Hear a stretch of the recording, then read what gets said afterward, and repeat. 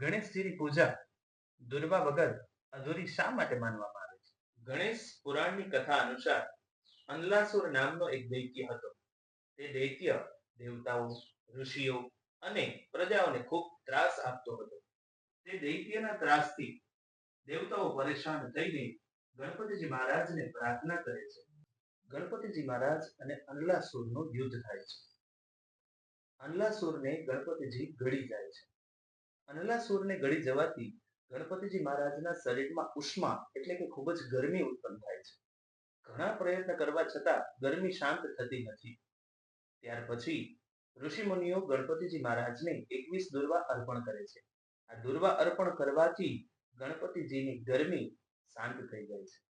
ત્યારથી ગણપતિજીની પૂજામાં દુર્વાનું વિશેષ મહત્વ છે અને ગણપતિ અથર્વશીર્ષની ફલશ્રુતિમાં તો કહ્યું પણ છે, યો દુર્વાં પુરેર યજતિ સ વૈશ્રવણો પ્રમો ભવતિ. દુર્વાથી ગણપતિજીની પૂજા કરવાથી ભક્તને કુબેર જેવી સમૃદ્ધિ મળે છે. તો બોલો ગણપતિ બાપા મોરયા.